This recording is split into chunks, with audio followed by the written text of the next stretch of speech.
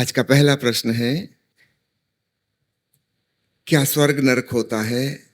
और अगर होता है तो इसकी रचना किसने की?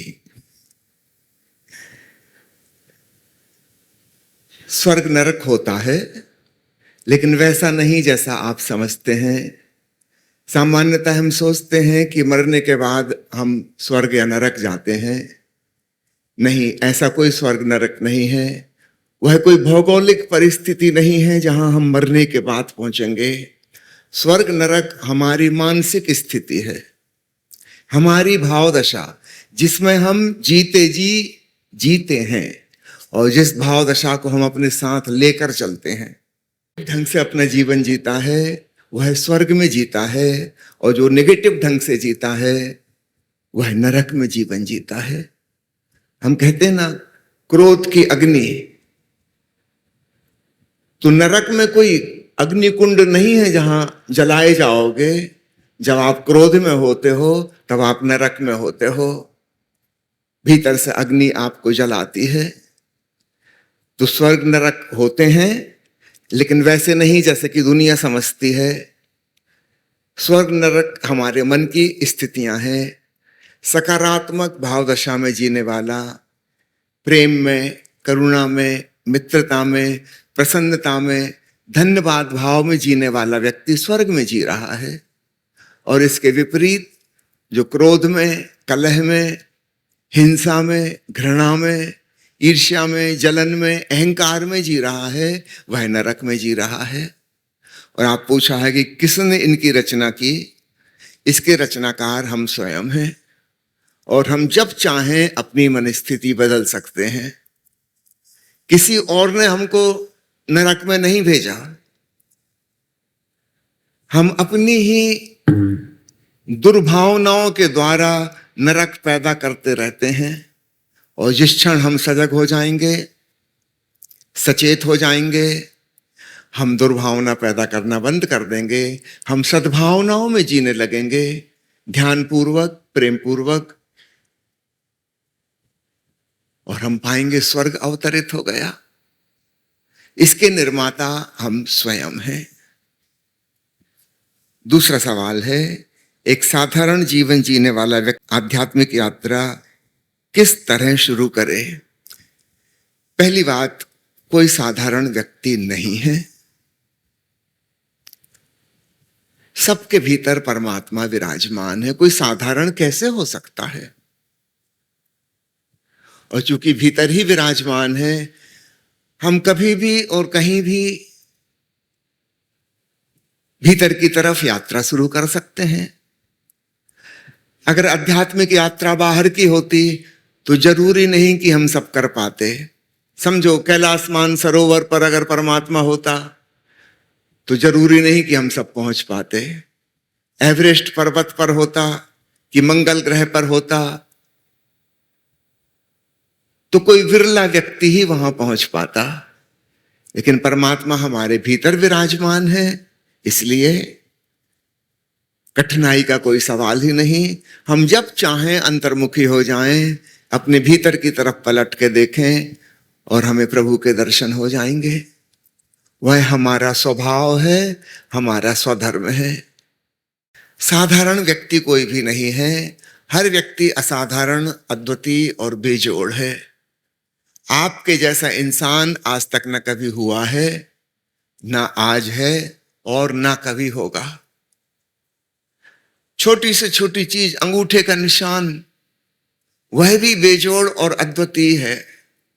आपके जैसे अंगूठे का चिन्ह किसी का नहीं है। 8 अरब लोग हैं, और ना भविष्य में किसी का होगा। इस अस्तित्व में प्रत्येक व्यक्ति बेजोड़ है, साधारण कोई भी नहीं। हम में से प्रत्येक व्यक्ति असाधारण है। प्रत्येक व्यक्ति आध्यात्मिक यात्रा कर सकता है, परमात्मा होने का अनुभव कर सकता है। यह हम सबका जन्म सिद्ध अधिकार है। दूसरी चीजों में हो सकता है हम सब एक से ना हो। किसी व्यक्ति को मैथमेटिक्स बहुत अच्छी आती है, सबको तो नहीं आ सकती। किसी की मेमोरी बहुत तेज है, सबकी तो नहीं हो सकती। किसी को गीत लिखना, किताब लिखना बहुत आसान है, सबको तो नहीं हो सकता। किसी की बहुत अच्छी आवाज है, अभी हमारे सिंगर मित्र गा रहे थे, ऐसा सब लोग तो नहीं गा सकते। ये विशेषताएं हैं। परमात्मा को पाना कोई विशेषता नहीं है, वह हमारा स्वधर्म है, हमारा स्वभाव है, सबके भीतर विराजमान है। जब हम नजर भीतर मोड़ेंगे, एक्सट्रोवर्ट से इंट्रोवर्ट हो जाएंगे, परमात्मा मिल जाएगा। चलिए अगला प्रश्न मां प्रिया से सुनते हैं। प्यारे मित्रों, मेरे पास दो एक जैसे प्रश्न हैं। एक प्रश्न है आपके चरणों में अनन्य प्रेम। पूछने के लिए तो कुछ भी नहीं है, सिर्फ इतना ही कहना चाहता हूं कि जो पास था वो जा चुका, और जो था वो रहा नहीं, और जो होना है वो अभी हुआ नहीं। कृपया आप कुछ कहें। तो निश्चित रूप से अगर जब हमें लगता है कि जो होना है वो हुआ नहीं और जो पास था वो रहा नहीं, तो जो रहा नहीं पास में, तो निश्चित रूप से उसका स्वभाव वही है कि वो चला जाए, नहीं तो वो रहता। कुछ चीजें हैं जो जाने के लिए ही होती हैं, जिनका आवागमन चलता रहता है इस क्षणभंगुर जगत में। जो आता है जाता है, संतो आए जाए सो माया। जो आता है और चला जाता है, जो निरंतर परिवर्तनशील है, वो हमारे पास कैसे रहेगा? आज हमारे पास था, कल किसी और के पास होगा, परसों किसी और के पास होगा। लेकिन निश्चित रूप से भीतर एक ख्वाहिश है कि जो होना था वो अभी हुआ नहीं, यानी वो ख्वाहिश है कि कुछ ऐसा जरूर होगा जो सदा रहता है, हमेशा रहता है, और मेरा है और मेरा ही रहेगा। निश्चित रूप से ऐसा भी है, ऐसा भी कुछ है जो सदा सदा शाश्वत रूप से मेरा है, मेरे पास रहेगा, मेरे साथ जन्मा था और मेरे साथ जाएगा भी। जब तक इसका हमें पता नहीं चल जाए तो हमें ये मन में कचोटता ही रहेगा कि जो होना था वो हुआ नहीं। चाहे जो भी हो जाए, चाहे हम जो भी इच्छा करें इस दुनिया में और पूरी भी हो जाए, सिकंदर की भी कभी पूरी इच्छा नहीं हो पाती, याद रखना। हर इच्छा जो पूरी होती है वो एक दूसरी इच्छा को पैदा करती है। इधर एक कामना पूरी नहीं हुई, उधर दूसरी उसके और शाखाएं निकल आई। जितना हम कामनाओं को भरते हैं उतनी उतनी और मल्टीप्लाइड होकर निकलती हैं, और ये फीलिंग हमेशा रहती है एम्प्टीनेस की, खालीपन की। अभी कुछ हुआ नहीं, अभी कुछ मिला नहीं। सारी दुनिया मिल जाए तो भी ये फीलिंग नहीं जाती कि अभी कुछ मिला नहीं। क्यों? क्योंकि वो नहीं मिला जो मिलना चाहिए, जो मेरा स्वभाव है, जो मेरे से कोई छीन नहीं सकता, जो मेरे पास सदा सदा रहेगा। ऐसे ही प्रश्न किसी और ने भी पूछा था कि मेरी जिंदगी में छोटे छोटे सैकड़ों प्रकार की भय और चिंताएं मौजूद हैं। निश्चित रूप से रहेंगी सैकड़ों प्रकार की भय और चिंताएं, क्योंकि जब तक हमें भीतर से इनसिक्योरिटी है कि मेरा कुछ छिन जाएगा, तब तक भय रहेगा, तब तक भय से हम मुक्त नहीं हो सकते। सैकड़ों प्रकार के भय और चिंताएं मौजूद हैं। कोई ना कोई डर सदा पीछा करता रहता है। निश्चित रूप से कभी लगेगा मेरा जिससे प्रेम है वो किसी और का ना हो जाए, कभी लगेगा मेरा धन किसी और का ना हो जाए, मैं जिस बिजनेस में हाथ डाल रहा हूं उसमें कोई और आगे ना बढ़ जाए। हजारों प्रकार के भय लगे रहेंगे। तो मैंने मनोरोग विशेषज्ञ से भी इलाज करवाया। वो कहते हैं खास राहत नहीं मिली, इस नेगेटिव मानसिक दशा से छुटकारा कैसे हो? मिलते जुलते प्रश्न है ना। एक कह रहे हैं कि हमारे पास कहने को बहुत सारी चीजें हैं, और एक कह रहे हैं कि मेरे पास ज्यादा कुछ नहीं है, लेकिन मायने तो उतना ही है दोनों का। मीनिंग और सार तो उतना ही है कि उनको वो नहीं मिला जो मिलना चाहिए, उनके पास वो नहीं है जिसको पा जाने से हमें लगता है अब इसे कोई नहीं छीन सकता, मैं परम सुरक्षित हूं।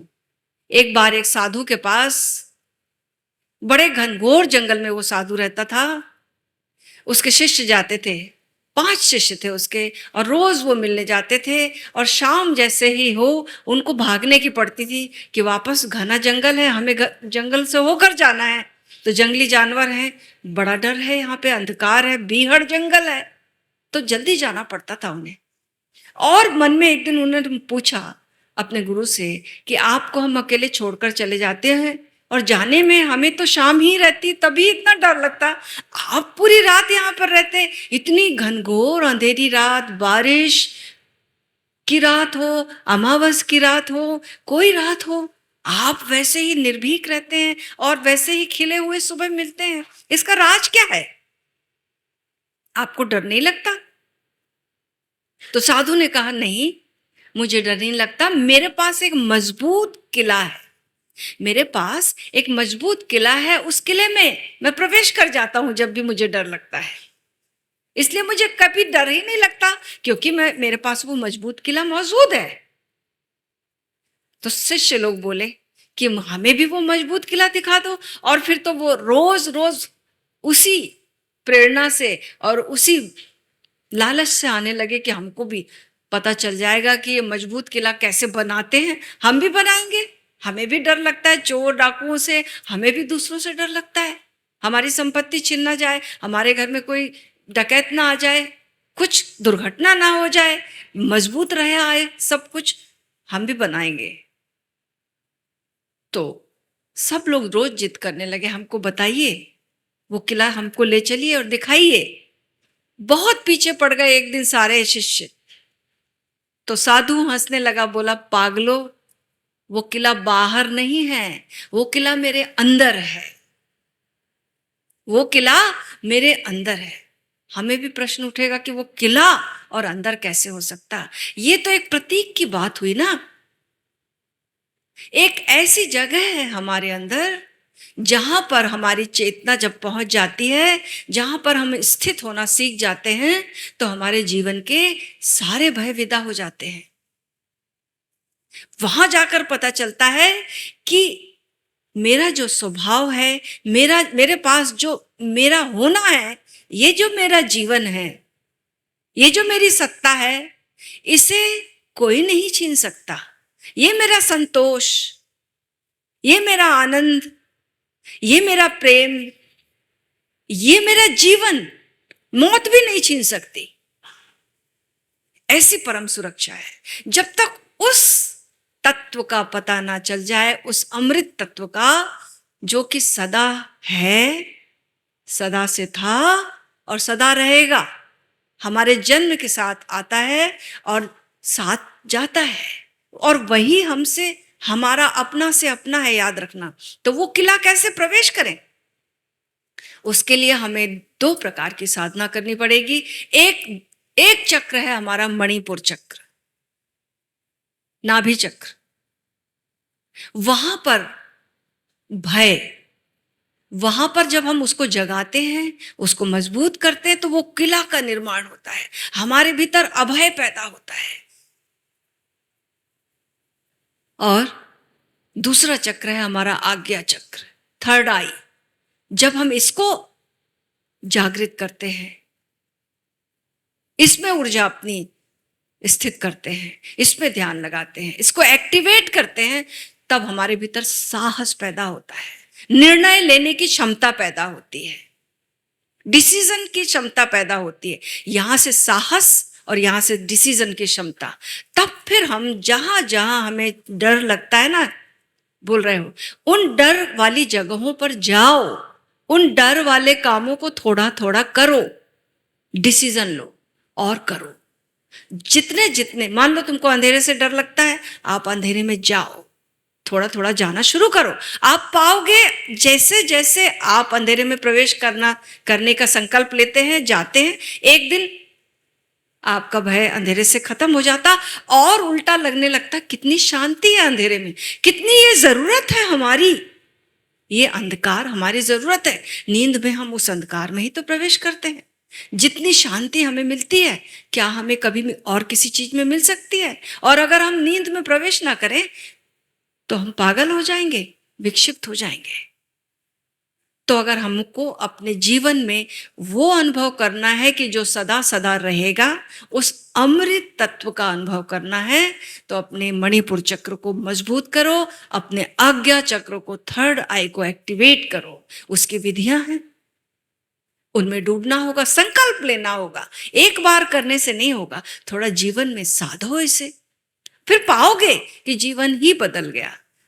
और एक समझ विकसित होगी कि कुछ है जो सदा रहता है, उसे ही क्यों ना इकट्ठा करें, उसे ही क्यों ना अपने जीवन का उद्देश्य बनाएं, जो मेरे साथ सदा सदा रहेगा और साथ साथ जाएगा। और तब लगेगा कि जो होना था वो हो गया, जो मिलना था वो मिल गया। इस गीत के द्वारा मैं बताना चाहूंगी और अच्छे से समझ में आएगा। जो हमेशा से था कायम वो सदा रह जाएगा, जो हमेशा से था कायम। गाइए। वो सदा रह जाएगा।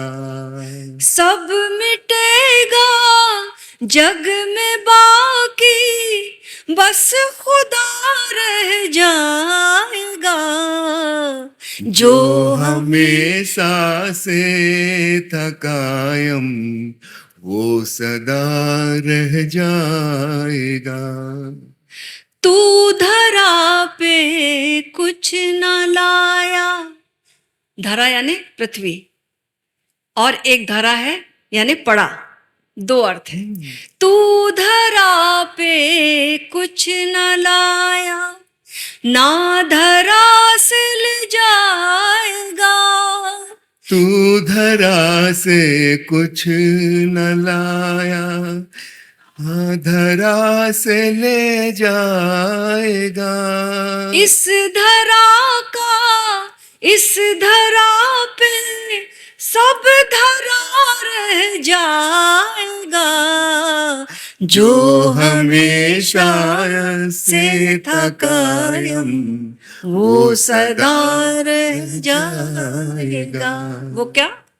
एक ओंकार सतनाम वाहेगुरु, एक ओंकार सतनाम।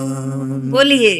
एक ओंकार सतनाम वाहेगुरु, एक ओंकार सतनाम। क्या क्या बना था वो नहीं रहेगा, जो बनता है वो मिटता है। तन बना था तन मिटेगा, मन बना था मन मिटेगा। तन बना था तन मिटेगा, मन बना था मन मिटेगा। ये निरंकार साक्षी अमृत है सदा रह जाएगा, जो हमेशा से था कायम वो सदा रह जाएगा। बोलिए। एक ओंकार सतनाम सद्गुरु, एक ओंकार सतनाम, एक ओंकार सतनाम सद्गुरु, एक ओंकार सतनाम। कर नहीं सकती हिफाजत इस जहां की दौलतें, कर नहीं सकती हिफाजत इस जहां की दौलतें। आसरा ले रब का बस ये आसरा रह जाएगा, जो हमेशा से था कायम वो सदा रह जाएगा। एक ओंकार सतनाम वाहेगुरु, एक ओंकार सतनाम, एक ओंकार सतनाम वाहेगुरु, एक ओंकार सतनाम। अंत में लुत्फ जिसने रूह के गुलशन का जाना ही नहीं, लुत्फ जिसने रूह के गुलशन का जाना ही नहीं, उसका जीवन उम्र भर की एक सजा रह जाएगा, जो हमेशा से था कायम वो सदा रह जाएगा, जो हमेशा से था कायम वो सदा रह जाएगा। बोलिए आप सब। एक ओंकार सतनाम वाहे गुरु, एक ओंकार सतनाम, एक ओंकार सतनाम वाहे गुरु, एक ओंकार सतनाम, एक ओंकार सतनाम वाहे गुरु, एक ओंकार सतनाम। तो अपने भीतर जब हम जाते हैं, उस एक ओंकार सतनाम से परिचित होते हैं, उस एक ओंकार सतनाम में डूबते हैं, तब हमारे भीतर, लेकिन उसमें डूबना, उससे परिचित होना, उसके लिए ये जो ध्यान की अवस्था है, उसको पाने के लिए हमें कुछ संकल्प से भरना होगा, कुछ साहस से भरना होगा। ठीक। अगला सवाल है कि स्वामी जी, मैं बिल्कुल भी पूजा पाठ नहीं करता, मंदिर नहीं जाता, मेरे घर वाले मुझे इसलिए पसंद नहीं करते हैं, क्या पूजा पाठ से ही परमात्मा मिलता है और क्या मंदिर जाना जरूरी है? बहुत महत्वपूर्ण सवाल पूछा है, क्या मंदिर जाना जरूरी है? जरा गौर से देखिए, संत कबीर साहब को परमात्मा मिल गया था, वो कौन से मंदिर गए थे? संत रविदास को मिल गया था, उनको तो मंदिर वाले भीतर घुसने भी ना देते। भगवान बुद्ध और भगवान महावीर सत्य की खोज में कौन से मंदिर गए थे? इतिहास प्रमाण है, मंदिर में भगवान नहीं मिलता। जैसा कि माँ ने अभी अभी कहा, अपने भीतर ध्यान में डूबने से वह एक ओंकार सतनाम, वह भगवान मिलता है। आज तक जिसको भी मिला है, अपने भीतर मिला है। संत कबीर साहब का वचन आपने सुना होगा, मुंह को कहां ढूंढे रे बंदे, मैं तो तेरे पास में, खोजी होए तो तुरते ही मिल हो पल भर की तलाश में, कहे कबीर सुनो भाई साधो, दो सांसों की सांस में। सामान्य रूप से धारणा इस प्रकार की है कि ईश्वर कहीं मंदिर में, मस्जिद में, चर्च में, गुरुद्वारे में कैद है। परमात्मा तो सर्वव्यापी है, वो कोई एक छोटी सी जगह में कहीं जेल में बंद थोड़ी है कि वहां जाने से मिलेगा। वह तो सर्वव्यापक है। जब सर्वव्यापक है तो हमारे भीतर भी होगा। जो हम कहते हैं कण कण में भगवान, तो फिर हमारे भीतर भी होगा। तो हम अपने ही भीतर क्यों ना खोजें, निकट से निकट। कबीर साहब ने कहा ना, खोजी होए तो तुरत ही मिल हो पल भर की तलाश में। कहीं दूर जाने की जरूरत नहीं है, मैं तो तेरे पास में, पास से भी ज्यादा पास। और उसे पाने की विधि भी उन्होंने कही, कहे कबीर सुनो भाई साधो, हे साधुओ, हे साधको सुनो उस सतनाम की ध्वनि को, ईश्वर के स्वर को सुनो। और कहां सुनो? दो सांसों की सांस में। दो सांसों के बीच में जो अंतराल है, गैप है, उसमें सुनो। हम सांस भीतर लेते हैं, फिर सांस बाहर आती है, फिर भीतर को लौटती है, तो दो जगह एक छोटा सा अंतराल बनता है। जब सांस भीतर गई और बाहर मुड़ने की तरफ है, बीच में एक छोटा सा गैप है, 1 सेकंड का भी शायद 10वां हिस्सा, लेकिन एक गैप तो आएगा ना। फिर बाहर भी वैसे ही होगा, सांस पूरी बाहर चली गई, अब भीतर लौटने ही वाली है, एक छोटा सा गैप फिर आएगा टर्निंग पॉइंट पर। कबीर साहब कहते हैं उस टर्निंग पॉइंट पर गौर से सुनो, क्योंकि जब सांस मुड़ रही होती है तब हमारे भीतर विचार नहीं चलते, विचारों का शोरगुल बंद हो जाता है और उस सन्नाटे में हम ईश्वर का स्वर सुन सकते हैं। आज तक जिन्होंने भी पाया है, ध्यान में डूबकर स्वयं के भीतर पाया है, बाहर कभी किसी को नहीं मिला। एक सूफी फकीर हुई हैं राबिया, उनके जीवन की कहानी, एक छोटा सा प्रसंग मुझे बहुत प्यारा लगता है, अक्सर मैं कहता हूं। एक शाम को अपनी झोंपड़ी के बाहर वो कुछ खोज रही थी सड़क पर। कुछ लोग वहां से गुजरे और उन्होंने पूछा कि माताजी, क्या हम कुछ मदद करें, आप क्या ढूंढ रही हैं? उन्होंने कहा, निश्चित रूप से मुझे मदद की जरूरत है बेटा, मेरी कपड़ा सिलने की सुई, नीडल खो गई है और इतनी बड़ी सड़क है, वो छोटी सी नीडल कहाँ खोजूं समझ ही नहीं आता, और शाम हो गई, अंधेरा हुआ जा रहा है, आप लोग मदद कीजिए। वो लोग भी यहां वहां सब खोजने लगे, लेकिन थोड़ी देर में और अंधेरा हो गया। एक सज्जन ने पूछा कि माताजी आप ये बताइए, सुई गिरी कहाँ है?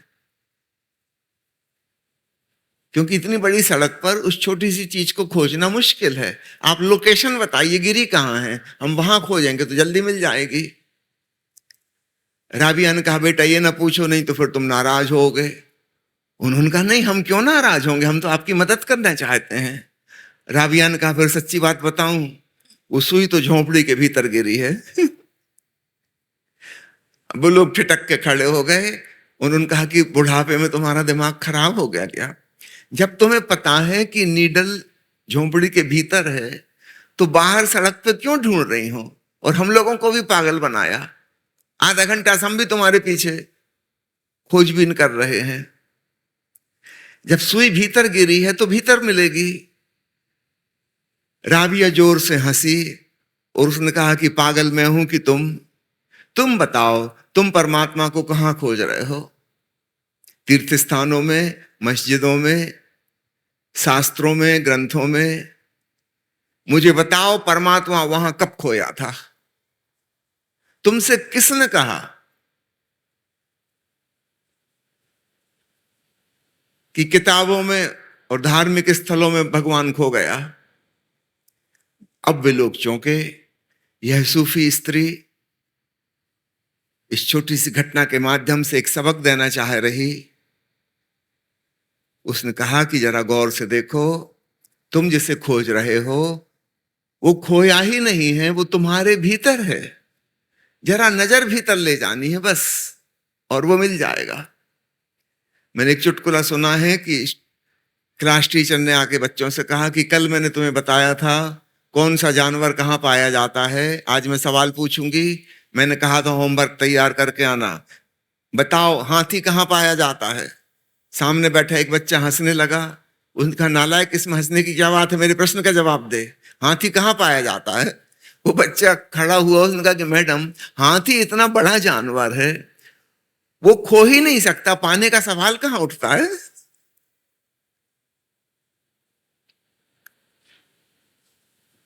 परमात्मा हाथी से तो बड़ा ही है, वह विराट खोएगा कैसे? खो ही नहीं सकता, मिला ही हुआ है। हाँ, ज्यादा से ज्यादा ये हो सकता है कि हमने उस तरफ देखना बंद कर दिया, तो जरा हम अपनी नजर अपने भीतर फेरें और वह मिल जाएगा। नहीं, मंदिर जाने की कोई भी जरूरत नहीं है, और घर वाले पसंद नहीं करते तो उनकी चिंता ना करो। घर वालों ने गुरु नानक देव जी को भी पसंद नहीं किया था। भगवान बुद्ध से भी उनके पिता और उनकी पत्नी बहुत नाराज थे। जो लोग भी सत्य की खोज में निकलते हैं, परिवार के लोग उनसे नाराज ही होते हैं। इसको अपना सौभाग्य समझो कि आप ठीक दिशा में हो। सत्य का खोजी परंपरावादी नहीं होता, रूढ़िवादी नहीं होता, वो अपने ढंग से तलाश करता है, वो परंपराओं की नहीं मानता। क्योंकि भली भांति पता है, ये मंदिर में जाने वाले लोग, ये मस्जिद में जाने वाले लोग यही सांप्रदायिक दंगा फसाद करते हैं और लाखों लाखों का खून खराबा करते हैं। ये किस प्रकार के लोग हैं हमें भली भांति पता है। ये हमारे जीवन के आदर्श नहीं हो सकते। इन्होंने मंदिर मस्जिद में जाके जो सीखा है वह सीखने योग्य बिल्कुल नहीं है।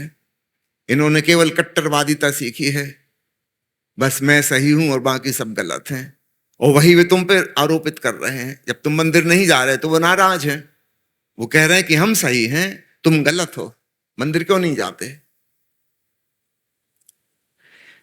मैं आपको भरोसा देता हूं, आप सही हैं, आप साहसी हैं, आप हिम्मतवर हैं, आपने सही निर्णय लिया है, और ये क्वालिटीज हैं जिनके द्वारा परमात्मा पाया जाता है। मंदिरों, मस्जिदों, चर्चों में जो भीड़ जाती है ये कायरों की भीड़ है, डरपोक लोग। वो नाम अच्छा रखते हैं, ईश्वर भीरू, गॉड फीयरिंग। सही बात यह है कि वे कायर हैं, वे डरते हैं और डर की वजह से धार्मिक हैं। सच्चा धार्मिक व्यक्ति साहसी होता है, वो स्वयं खोजबीन करता है, वो अपने विवेक से चलता है, दूसरों के कहने से नहीं। जो दूसरों के कहने से चलते हैं वे कम बुद्धिमान होते हैं, उनके अंदर बुद्धि नहीं होती। गोबर गणेश, जैसा कहा गया वैसा करने लगे, भीड़ में भेड़ चाल चलने लगे। सब जाते थे मंदिर, वो भी जाने लगे। इतनी हिम्मत नहीं है कि विद्रोह कर सकें। ऐसे कायरों को परमात्मा नहीं मिलता। परमात्मा मिलता है संकल्पवान लोगों को, साहसी लोगों को, हिम्मतवर लोगों को। आप जो कर रहे हैं बिल्कुल ठीक, मंदिर जाने की कोई जरूरत नहीं है, लेकिन कहां जाने की जरूरत है वो आपको बता दूं, शायद वो आपको नहीं पता। अपने भीतर जाने की जरूरत है। अगला सवाल है कि मेरे अंदर आत्मविश्वास की कमी है, मैं क्या करूं। मां प्रिया जी ऑलरेडी इस बारे में कह चुकी हैं 2 बातें, मैं दोहरा दे रहा हूं। संकल्प शक्ति जगानी होगी, अर्थात अपने नाभि केंद्र को, जिसे मणिपुर चक्र, हारा केंद्र कहते हैं, उसकी ध्यान विधियां आपको सीखनी होंगी। हमारे भीतर सोई हुई शक्ति है वहां, रिजर्वायर ऑफ एनर्जी, और विशेष विशेष प्रकार की विधियों से उसे जगाया जा सकता है। वो जो सोई हुई शक्ति है वो एक्टिवेट हो सकती है। और दूसरा हमारा आज्ञा चक्र, जिसको तीसरा नेत्र या शिव नेत्र भी कहते हैं, वहां ध्यान केंद्रित करना होगा, और तब हम पाएंगे हमारे भीतर सेल्फ कॉन्फिडेंस, आत्मविश्वास आ गया। भीड़ की मानना बंद करो, तब तुम्हारे भीतर आत्मा पैदा होगी। जो लोग भेड़ चाल चल रहे हैं, समाज का अनुसरण कर रहे हैं, उनके अंदर आत्मा है ही नहीं। आत्मा से मेरा तात्पर्य है निर्णय लेने की स्वयं की क्षमता और संकल्प की शक्ति, विल पावर। इन दोनों के मेल से आत्मविश्वास बनता है। दुनिया में बड़ी भीड़ में आत्मविश्वास है ही नहीं। रूस में एक संत हुए हैं जॉर्ज गुरजेफ, उनके पास कोई आता और पूछता कि आत्मा होती है कि नहीं, तो लोग 2 प्रकार के उत्तर की अपेक्षा करते हैं। कोई उत्तर देता है कि हाँ आत्मा होती है, कोई नास्तिक है वो कहते हैं आत्मा नहीं होती। लेकिन जॉर्ज गुरजेफ एक विचित्र उत्तर देते थे। वो कहते थे कि आत्मा थोड़े से लोगों में है, सब में नहीं है। सुनने वाला चौंकता, ये उत्तर तो कभी सुना नहीं। गुरुजेफ कहते थोड़े से लोग जो साधना करते हैं, श्रम करते हैं, अपने भीतर शक्ति जगाते हैं और उसे केंद्रित करते हैं, सेल्फ क्रिस्टलाइजेशन, जो अपने भीतर एक अखंडता पैदा करते हैं, सच पूछो तो वही आत्मवान है। बाकी सब तो भेड़ चाल चलने वाले भेड़ हैं, उन्हें तो मनुष्य कहना भी ठीक नहीं। कोई आत्मा लेकर पैदा नहीं होता, गुरुजेफ कहते थे। आत्मा को हमें पैदा करना पड़ता है। फिर से दोहरा दूं, कोई आत्मा के संग पैदा नहीं होता। रेडीमेड आत्मा हमें नहीं मिलती। हमें स्वयं अपनी मेहनत से आत्मा को जन्म देना होता है। संकल्प शक्ति जगा के, निर्णय की शक्ति जगाकर और विवेक पूर्वक अपना जीवन अपने ढंग से जीने की हिम्मत जगाकर। चलिए अगले सवाल मां प्रिया जी का उत्तर दें। क्या ध्यान करने से सब कुछ अच्छा होने लगता है? मेरे साथ कुछ अच्छा नहीं होता, कृपया सुझाव दें। हाँ, ध्यान करने से अच्छा होने लगता है, सब कुछ अच्छा होने लगता है, क्योंकि हमारी दृष्टि अच्छी हो जाती है। अच्छी दृष्टि यानी सही दृष्टि हो जाती है। सही दृष्टि यानी सम्यक दृष्टि का हो जाना। ध्यान हमें दृष्टि देता है, सम्यक दृष्टि देता है, सम्यक दृष्टि में जीने की कला देता है। गलत दृष्टि क्या है? जो नहीं है उस पर नजरें गड़ाना। सही दृष्टि क्या है? जो है उसको देखना। और सम्यक दृष्टि क्या है? जो नहीं है वो हो जाएगा कभी, और जो है वो कल नहीं रह जाएगा। इन दोनों का स्वीकार। लेकिन हमें प्रथम प्रयास जो है उसको देखने की कला सीखनी पड़ेगी। उसके लिए हमें ध्यान करना पड़ेगा। ध्यान से कुछ ऐसा नहीं हो जाएगा कि ऊपर से पैसे बरस जाएंगे, ऊपर से हीरे जवाहरात बरस जाएंगे। ऐसा नहीं होगा। ध्यान से हमें पता चलेगा ये हीरे जैसा जीवन है जिसको मैं कौड़ियों के दाम में गंवा रहा हूं। ध्यान से जो सार तत्व है उसको देखने की क्षमता आएगी, उसको ग्रहण करने की क्षमता आएगी। तो ध्यान हमें जो है उसको देखने की क्षमता देता है, और यही क्षमता हमें परमात्मा है, अस्तित्व है, हर रूप में है, वो कला विकसित करता है। अभी हम कैसे जी रहे हैं? जो नहीं है वो ही देखते हैं। ये मन की हमारी आदत है। यहाँ इस हॉल में मैं अगर आऊंगी और यहाँ पर कोई छोटी सी कमी दिख जाएगी, मैं उसको ही देखूंगी और मैं उसको ही बताऊंगी, और वो फिर मल्टीप्लाइड होती जाएगी, वही याद रहेगा। लेकिन जो है इतना सारा, इतने सारे प्यारे लोग हैं, इतनी शांति से सुन रहे हैं, इतने प्यारे प्यारे गीत गाए सबने, इन सब पे दृष्टि जाएगी तो मेरा जीवन धन्य हो जाएगा। तो जीवन की बगिया है ऐसी, याद रखना। और जब हम, भगवान कृष्ण ने कहा है, आप कह रहे हैं ना कि मेरे जीवन में क्या सब कुछ अच्छा हो जाएगा? क्या ध्यान करने से सब कुछ अच्छा होने लगता है? मेरे साथ अच्छा नहीं होता। अगर तुम यही मानते हो तो ऐसा ही होगा, क्योंकि भगवान कृष्ण गीता में कहते हैं, मेरे भक्त मुझे जिस रूप में भजते हैं मैं भी उसे उस रूप में भजता हूं। ये एक आकर्षण का नियम है, प्रतिध्वनि का नियम है। अगर हम कहते हैं कि मेरे साथ कुछ नहीं अच्छा होता, मेरे साथ कुछ नहीं अच्छा होता, मेरा तो भाग्य ऐसा है, तो ऐसा ही होगा। मेरे जीवन में तो कांटे ही कांटे हैं, मेरे जीवन में तो दुख ही दुख है, मेरे जीवन में तो लोग धोखा ही बाज मिल जाते हैं, ऐसे ऐसे ही लोग आएंगे।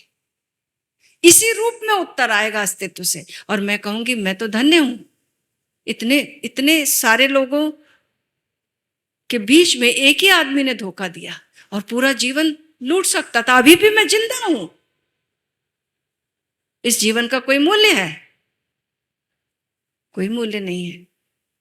तो हम जिस रूप में भजेंगे, हमारे विचार ही वस्तु हकीकत बन जाते हैं। तो याद रखना, ये बात ही छोड़ दो कि मेरे जीवन में कुछ अच्छा नहीं होता। धन्यवाद देना सीखो। किसी ने पूछा था, ये दूसरा प्रश्न था, कि जब भगवान की व्यक्तिगत सत्ता नहीं है तो फिर प्रार्थना का औचित्य क्या है? फिर क्यों मैं प्रार्थना करूं? प्रार्थना याचना नहीं है, मांगना नहीं है। प्रार्थना धन्यवाद का भाव है, धन्यता का बोध है प्रार्थना। जब हम धन्यवाद भाव में डूबते हैं तो हमारा जीवन बिल्कुल धन्य हो जाता है, वास्तव में धन्य हो जाता है। तो हमेशा पूरी गीता में अगर एक सूत्र याद रखना है जीवन को धन्य करने के लिए, तो ये याद रख लेना, भगवान कहते हैं कि मुझे मेरे भक्त जिस रूप में भजते हैं मैं भी उन्हें उसी रूप में भजता हूँ। तो प्रार्थना का औचित्य है, प्रार्थना से हम बदलते हैं। अभी हम क्या प्रार्थना करते हैं? भगवान बदल जाए। हम नहीं बदलने को तैयार है, भगवान मेरी मर्जी के अनुसार बदल जाए, वो प्रार्थना है हमारी। वो ध्यान हम चाहते हैं जिससे सब भगवान, पूरा अस्तित्व हमारे अनुकूल हो जाए। हम अस्तित्व के अनुकूल हो ऐसा हम नहीं चाहते। लेकिन सच्चा भक्त वही है, सच्चा ध्यानी वही है जिसके जीवन में समग्र स्वीकार आता है। जो है वो अच्छा है, जो हो रहा है वो अच्छा है, और जो होगा वो भी अच्छा होगा। ऐसा गहरा ट्रस्ट अस्तित्व के ऊपर आ जाता है। और जीवन में फिर जो विपरीतताएं आती हैं वो कॉम्प्लीमेंट्री लगने लगती हैं। अंधेरा है तो उजाले का मजा है, दिन है तो रात का आनंद है, रात के कारण दिन है, दिन के कारण रात है, सुख के कारण दुख है, दुख के कारण सुख है। दुख की भूमिका जब तक ना हो तब तक सुख का पता ही नहीं चलेगा। कांटे ना जीवन में आए हो तो फूलों की महकार का एहसास ही नहीं होगा। तो याद रखना, हम जो सोचेंगे मेरे जीवन में अच्छा नहीं तो अच्छा ही नहीं हो जाएगा, बुरा ही बुरा होगा। अस्तित्व हेल्पिंग हैंड दे देता है। तो दृष्टि बदलो, ध्यान से बदलती है ये दृष्टि। भीतर एक प्रज्ञा उत्पन्न होती है, इंटेलिजेंस पैदा होती है, भीतर विवेक बदलता है। फिर जीवन की बगिया है ऐसी, फूल भी उतने कांटे जितने, दामन में खुद आ जाएंगे, दामन में खुद आ जाएंगे, जिनकी तरफ तू हाथ पसारे, एक निराशा लाख सहारे, एक अंधेरा लाख सितारे, सबसे बड़ी सौगात है जीवन, नादा है जो जीवन से हारे। तो ये जो जीवन मिला है, सोते समय इसका धन्यवाद दो, और जिस भाव में सोओगे उसी भाव में तुम उठोगे। शिकायत भाव में सोओगे, शिकायतों का पिटारा लेके सोओगे तो वैसे ही उठोगे। धन्यवाद भाव में सोओगे, और बहुत कुछ है ऐसा, कितने भी दुख जीवन में हो उसके बावजूद भी अगर हमको पॉजिटिव दृष्टि का पता हो और देखना आता हो, वो नज़र हमने डेवलप की हो, तो बहुत कुछ ऐसा मिल जाएगा जो रात्रि को आप याद करके सो सकते हो कि ये है, इसके लिए धन्यवाद। और फिर सुबह उठोगे तो पूरा जीवन उसी धन्यता के बोझ से भरा हुआ होगा, और फिर वैसी घटनाएं हमारे जीवन में घटने लगेंगी। ये जीवन जो है परमात्मा का उपहार है, ये तो मानते हैं ना। अगर कोई हमें कोई उपहार दे और उसके लिए उसको हम हंस के स्वीकार करें, उसे धन्यवाद दें, तो उस व्यक्ति का मन होगा दोबारा फिर ये उपहार, कुछ और अच्छा उपहार दिया जाए, और बेटर जो हम दे सकते हैं वो दिया जाए।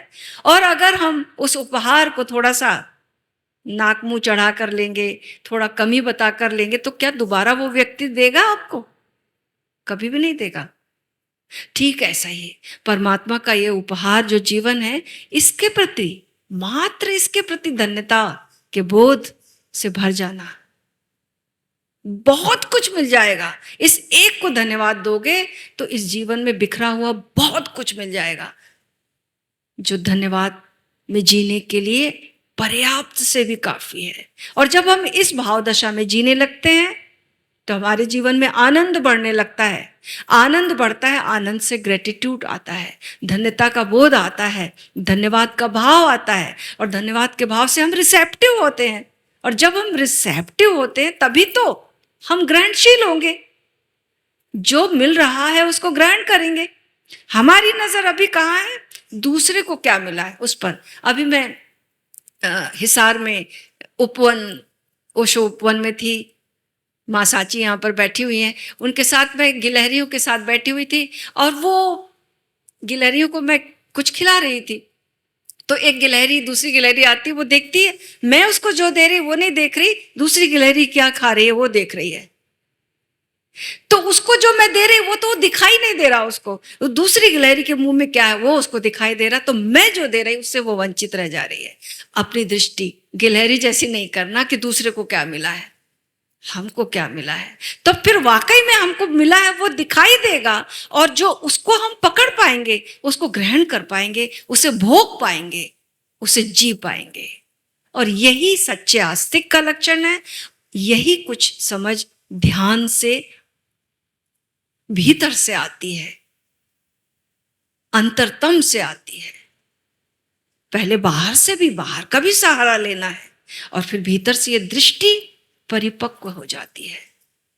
अब मैं स्वामी जी से निवेदन करती हूँ। करीब 3 सवाल एक से विषय पर हैं, तो मैं अलग अलग उनको नहीं पढ़ रहा हूं। उनका मुख्य बात है क्रोध और घृणा। निश्चित रूप से जीवन की जो नकारात्मकताएं हैं, इसमें क्रोध, लोभ, मोह, ईर्ष्या, द्वेष, वैमनस्य, शत्रुपू जिन्हें हम कहते हैं, अक्सर आध्यात्मिक साधक इनसे लड़ने का प्रयास करते हैं। लड़ने में जीत तो नहीं हो सकती, फिर उसके दमन का प्रयास करते हैं, उसको दबा लें, वो प्रकट ना हो पाए, वो भीतर छुपी रहे।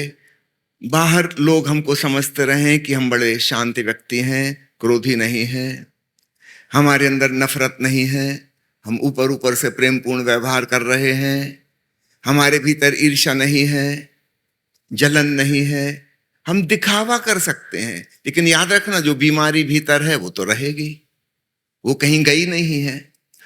तो 2 ही चीजें हमको आती हैं अपने भीतर की नेगेटिविटी के साथ हम क्या करें। या तो कुछ लोग हैं जो प्रकट करते हैं, जरा जरा सी बात में आग बबूला हो गए, जरा सी बात में ईर्ष्यालु हो गए, जरा सी बात में हिंसा पर उतर आए, मारपीट करने लगे, गाली गलौज करने लगे। एक इस प्रकार के लोग हैं। और दूसरे लोग जो अपना एक अच्छी इमेज बाहर दिखाना चाहते हैं और भीतर की कुरूप चीजों को अपने भीतर छुपा के दबा के बैठ जाते हैं। पर हमारे दबाने से छुपाने से कोई चीज छुपती नहीं है। कोई ना कोई ऐसा वीक मूवमेंट, कमजोर क्षण आता है जब वह अचानक विस्फोट करके प्रकट हो जाती है। इसका मतलब उससे छुटकारा नहीं हुआ। फिर क्या किया जाए? साधारणतः 2 ही उपाय हमें नजर आते हैं, आइदर एक्सप्रेशन और सप्रेशन। या तो प्रकट करो, गुस्सा आ रहा है तो गुस्सा हो जाओ, हिंसा की भावना आई तो फिर हिंसा पे उतर आओ। और दूसरा उपाय है कि दबा लो, छुपा लो, किसी को पता ना चले, सब लोग मुझको एक सज्जन पुरुष, एक अच्छा इंसान समझते रहें। लेकिन दोनों ही हालत में समस्या का समाधान नहीं होता। अगर हम दूसरे के ऊपर प्रतिक्रिया करते हैं, क्रोधित होते हैं, नाराज होते हैं, तब भी उलझाव बढ़ता है। अब वो व्यक्ति हम पे नाराज होगा, मौका पड़ने पर वो बदला लेगा, फिर हम प्रतिशोध की भावना, बदले की भावना से भरेंगे। ये सिलसिला शुरू हो गया, कड़ी से कड़ी बंधी चली आएगी। वो हम पे नाराज होगा, फिर हम उस पे नाराज होंगे, फिर वो कुछ गलत शब्द कहेगा, फिर हम और भी ज्यादा गलत शब्द कहेंगे, मामला आगे बढ़ता जाएगा। तो क्रोध खत्म तो नहीं हुआ। अगर हमने अपने भीतर छुपा लिया तो भी खत्म नहीं हुआ। ये भीतर छुपा हुआ क्रोध और भी खतरनाक है। ये फिर ऐसी जगह निकलेगा जहां निकलने की जरूरत नहीं थी। एक आदमी ऑफिस में नौकरी करता है, वहां उसके बॉस ने उसको डांट दिया, दिल तो उसका हो रहा था कि उतार के 2 जूते इसको लगाए, लेकिन ऐसा कर नहीं सकता। बॉस बॉस है, वो सीआर खराब कर देगा, प्रमोशन रुकवा देगा, कहीं ट्रांसफर करवा देगा, नौकरी से भी निकलवा सकता है, बड़ी मुश्किल हो जाएगी। भीतर तो आग जल गई थी, मगर हमने धुआं भी बाहर निकलने ना दिया। ऊपर से हम कहते रहे यस सर बिल्कुल आप ठीक कह रहे हैं, यद्यपि हमें बिल्कुल पता है कि आदमी ही गलत है, ये ठीक कह ही नहीं सकता कभी। लेकिन हमने अपने क्रोध को छुपा लिया। लेकिन ये छुपा हुआ क्रोध कहीं ना कहीं फूटेगा।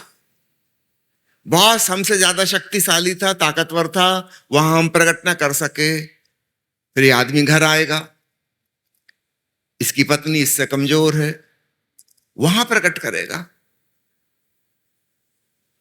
पत्नी चाय बना के पकोड़े बना के लाई, इसने एक घूंट पी चाय और पटक दिया, प्लेट ही पटक दी, कप पटक दिया, शक्कर डालना भूल गई, बेहोश रहती हो, घर परिवार की तुम्हें देखभाल की चिंता नहीं है, कहां की औरत के संग मेरी शादी हो गई, ठीक से चाय भी मुझे नहीं मिल सकती, आग बबूला हो गया। पत्नी को समझ में नहीं आता इसको क्या हो गया। अरे भाई शक्कर नहीं थी, बोल देते, मैं आके शक्कर डाल देती, कभी कभार भूल चूक हो जाती है, इसमें इतने पगलाने की क्या जरूरत। लेकिन पत्नी कमजोर है बेचारी, कुछ कह नहीं सकती, आर्थिक रूप से इसी के ऊपर डिपेंडेंट है। मजबूरी में वो जाती है किचन में, दूसरी चाय बना के लाती है, और जो फर्श पे गिर गई है वो भी पहुंचती है। मन ही मन तो वो भी गालियां दे रही है कि मेरे माता पिता ने ठीक लड़का नहीं देखा, ये कहां के दुष्ट के संग शादी कर दी। लेकिन ऊपर ऊपर से वो एक अच्छी पत्नी जैसा नाटक कर रही है, ड्रामा। पति के ऊपर वो नाराज नहीं हो सकती, लेकिन अब उसके अंदर भी गुस्सा है, वो भी किसी ना किसी पे तो होगी, अब और कमजोर की तलाश में है। हो सकता है वो मेड सर्वेंट के ऊपर भड़क जाए, बेटा स्कूल से चला आ रहा है, गीत गाते गुनगुनाते मस्ती में डोलता हुआ, और मम्मी ने उसको पकड़ा और लगाया 2-3 झापड़, कि नालायक तूने फिर कपड़े गंदे किए, मैं धो धो के मरी जाती हूं, मट्टी में कीचड़ में क्यों खेलता है गंदे बच्चों के साथ, कितनी बार मना किया। और आज जो टेस्ट हुई थी उसका रिजल्ट कहां है, और रिजल्ट देख के और आग बबूला हो गई, इतने कम नंबर, 80%, तेरा भविष्य क्या होगा।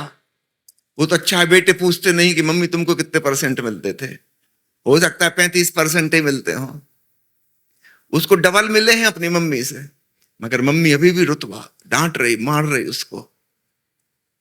बच्चा समझ जाता है कि आज मम्मी पापा में कुछ अनबन हुई है। बच्चे बड़े होशियार होते हैं, मेरे नंबर तो हमेशा ही इतने आते थे और कपड़े हमेशा ही गंदे होते हैं, अब बचपन में धूल मिट्टी में ना खेलेंगे तो क्या बुढ़ापे में खेलेंगे, बचपन खेलने कूदने के लिए है। लेकिन वो भी अपने कमरे में जाता है, मम्मी पे तो नाराज नहीं हो सकता, मम्मी के बिना उसका जीवन संभव नहीं है। कमरे में जाके वो अपना खिलौने का गुड्डा उठाता, उसकी टांग तोड़ देता है, पैरों के नीचे कुचल देता है खिलौने को, किताब फाड़ देता है। वो भी अपना क्रोध कहीं तो निकालेगा। जाता है सड़क पे, कुत्ता बैठा हुआ है, उसको एक पत्थर मारता है, कुत्ता बेचारा भौं भौं भौं करते दूर चला जाता है। कुत्ते को समझ नहीं आता इस लड़के को क्या हुआ, रोज रोटी लेके आया था, आज पत्थर लेके आया है। लेकिन जिसके हाथ में पत्थर है उसको कुत्ता भी नहीं काटता, अब वो भी इंतजार करेगा, मौका पड़ने दो। अब हो सकता है आपके ऑफिस के पास इवनिंग वॉक के लिए वहां से गुजरे और वो उनका पांव पकड़ ले और उनको 14 रेबीज के इंजेक्शन लगवा दे, अब जाके सर्किल पूरा हुआ। लेकिन ये तो बड़ा उलझाव हो गया। तो क्रोध को दबाना भी कोई उपाय नहीं है, वो कहीं ना कहीं से फूटेगा। कब तक दबाएंगे, कैसे दबाएंगे? ओशो कहते हैं उपाय तीसरा है, neither suppression nor expression but transformation. इस ऊर्जा का रूपांतरण, क्रोध एक शक्ति है, एक ऊर्जा है, और ऊर्जा को हम परिवर्तित कर सकते हैं। घृणा, नफरत, हिंसा, ये एक प्रकार की शक्ति है, जैसे विद्युत शक्ति होती ना, इलेक्ट्रिकल पावर, उससे हम फ्रिज में ठंडक पैदा कर सकते हैं और उससे हम हीटर में गर्मी पैदा कर सकते हैं। उसी विद्युत का करंट किसी को मार दो, उसके प्राण निकल जाएं, और उसी विद्युत के करंट से अस्पताल में आईसीयू के इक्विपमेंट चलते हैं जिनसे मरते हुए आदमी की जान बचा ली जाती है। अब बताइए, विद्युत जानलेवा है कि प्राण रक्षक? विद्युत ठंडी है कि गर्म? आप क्या उत्तर देंगे? इसका कोई उत्तर नहीं हो सकता। विद्युत बस एक ऊर्जा है। आप अगर सदुपयोग करोगे तो अच्छे परिणाम आएंगे, दुरुपयोग करोगे तो खराब परिणाम आएंगे। ठीक ऐसे ही हमारे भीतर की जीवन ऊर्जा है।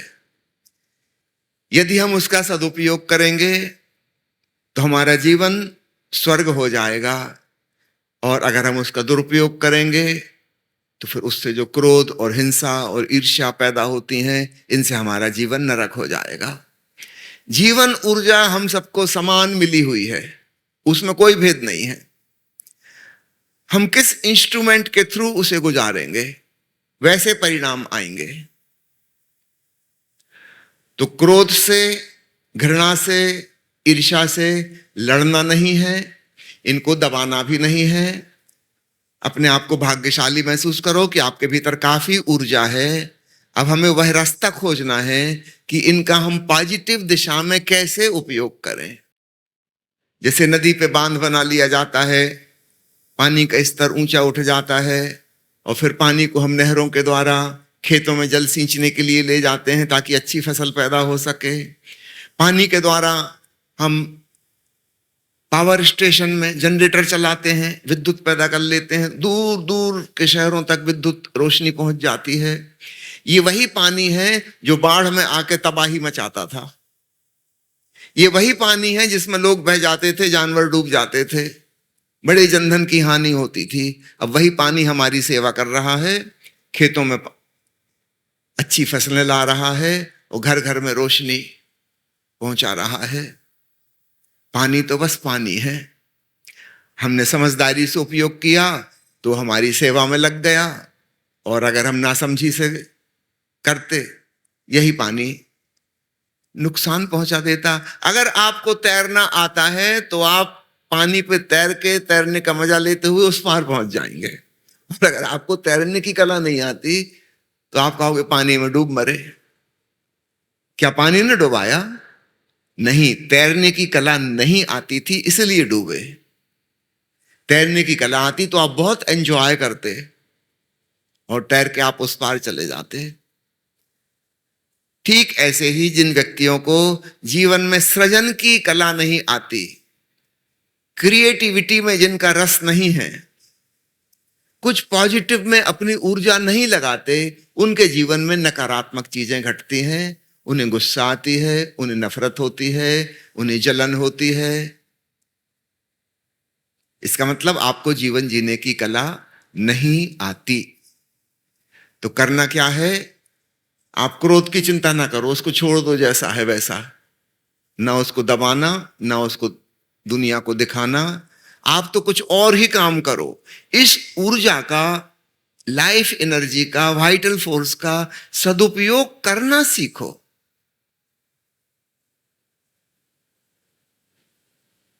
और आप पाओगे आपका सारा जीवन रूपांतरित हो गया। एक और छोटे से उदाहरण से समझें। एक व्यक्ति एक कॉलोनी से गुजर रहा था और एक बंगले के सामने उसे बड़ी दुर्गंध आ रही थी। उसने भीतर देखा, एक माली वहां काम कर रहा था। उससे पूछा कि किस चीज की दुर्गंध आ रही है? उसने कहा कि अभी अभी हमारे बगीचे में डालने के लिए हमने खाद बुलाया है, वो खाद की दुर्गंध है। कोई 2 महीने बाद वह व्यक्ति फिर उसी कॉलोनी के वहां से गुजर रहा था और उसको बड़ी प्यारी खुशबू आई।